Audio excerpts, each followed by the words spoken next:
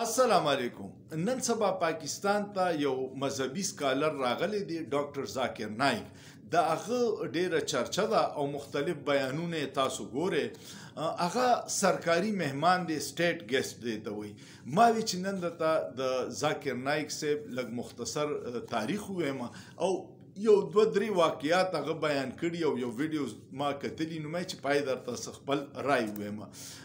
ډاکټر تاسو ته پته ده چې پاکستان د اسلام په نوم جوړ شوی دی او د ده نوم اسلامي جمهوریه پاکستان دی، خو بدقسمتۍ دلته کې اسلام کم دی او فرقه بازي ډیره ده.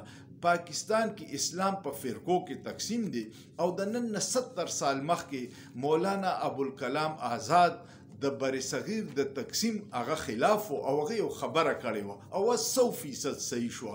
هغه دا ویلي و چې کله دا دوه ملکونه جوړ شي نو په هندوستان کې به مسلمان ډېر په تکلیف کې کو د مذهب په نوم دا تقسیم وشو چې په هندوستان کې به مسلمان ډېر په تکلیف کې او په پاکستان کې به اسلام ډېر په تکلیف کې.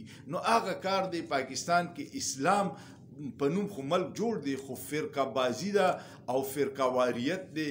دغه اسلام ته ډېر نقصان ورسو. مونږ مسلمانان خو الحمدلله یو الله باندې، یو رسول باندې آخري نبی او په یو قرآن باندې ایمان دی، خو فرقو اسلام ته ډېر نقصان ورسو.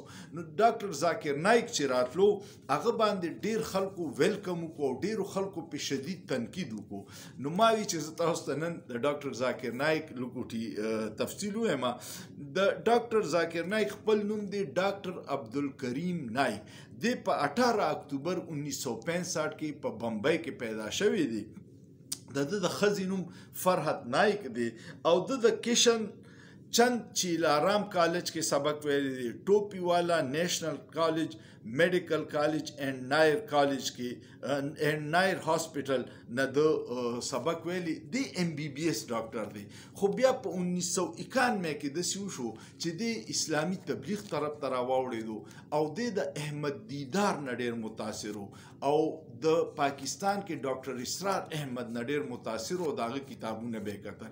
د ده په لاس ډېرو خلکو مذهب اسلام قبول کړی دی. د ده سپیشلیټي دا چې دی د مذهبونو تقابلي جایزه علي، د هندویزم او د اسلام، د کرسچین کرسچین او اسلام، مسیحیت چې ورته وي، او د یهودیانو د اسلام، د مختلف مذهبونو کتابونو باندې پوره کمانډ دی. د خپله 5 کتابونه لیکلي دي او د تبلیغ د ټي وي چینل چې دی د هغه نوم دی پیس چینل. نو پیس چینل نه دی غټې غټې مناظرې کوي په ټوله دنیا کې. دی هندوستاني دی، د له 4 ژبې ورځي، انګلیش ورځي، هندي کم چې اردو مونږ وایو هغه وله ورځي، عربي وله ورځي او د انډونیشیا ژبه وله هم ورځي. دې وخت کې په ملیشیا کې دی خو د هندوستان باشنده دی، خو د تختیدلی ورته تاسو الفاظ ویلی شي ځکه چې په ده باندې په 2016 کې د منی لانډرینګ یو کیس جوړ شوی.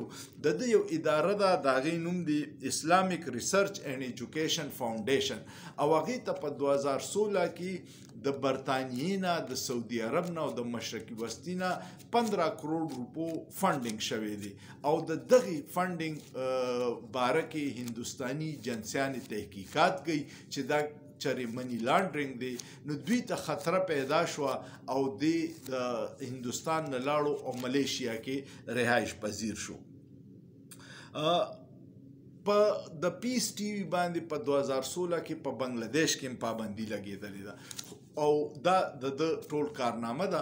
2 واقعات ډېر اهم دي. یو خو دی سرکاري مهمان دی. زمونږ ریاست چې کله په مشکل کې او د عوامو توجه هټاوي نو 2 کاره کوي. یو اکثر امام کعبه راولي، هغه دلته کې د صدر، وزیر اعظم او نور با اختیارو خلکو سره ملاقاتونو کې او په عوامو کې دا د حکومت یو مثبت تاثر جوړولو کوشش کوي او دې پیریله ډاکټر ذاکر نایک راوستی دی چې د د حقیقي مسلو نه د خلکو توجه هټاو شي او د ذاکر نایک صاحب ډېر ښکلي بیانونه هغه اوري خو چې د حکومت پام نه چې لکه دوی کم فراډونه کوي. نو ذاکر نایک صاحب یو دوه ویډیو ډېرې وایرل دي.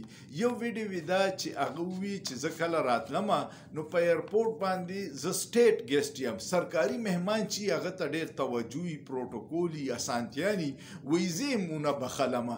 په ایرپورټ وایي ما سره لږ سامان سیوا نو د پی آی ای مشر راته ووایي چې زه به 50% ډسکاونټ درکم خو نورې پیسې به ورکې. وی ما ورته وایي که ما سره په هندوستان کې 1000 کیلو هم سیوا ما ته هغوی څه نه وي او تازه راګیر کړی یم. نو دا هغه خبره وکړه چې لکه په ایرپورټ د پاکستان د ادارو څومره بد حل دی او دا اورسیز چې نور هم راځي نو هغوی اولنې لوټ مار په پاکستان کې په ایرپورټ شروع کېږي. کسټم واله دي، اے ایس ایف واله دي، د ایرلاین انتظامیه ده. دا مختلف شکایتونه او ویډیوګان تاسو اکثر په سوشل میډیا ګورئ. نو دغه اولنې تاثر د پاکستان ذاکر نایک دغه جوړ شو. دغه د نااهلۍ یو انتها ده چې سرکاري مهمان سره دوی نه معاف کوي او رشوت یې تیالي. دویم یو بیان یې ډېر اهم دی چې یو جینۍ ده د لکی مروت پلوشه نومې دی او هغې غریبي وویل چې زما اردو کمزورې ده. هغې یو سوال وکړو او په هغې باندې ذاکر نایک صاحب هغه ته وویل چې ستا سوال غلط دی، خو بیا خبرې جواب یې ولا یو عجیبه ورکړو. په هغې خلک ډېر تنقید هم کوي.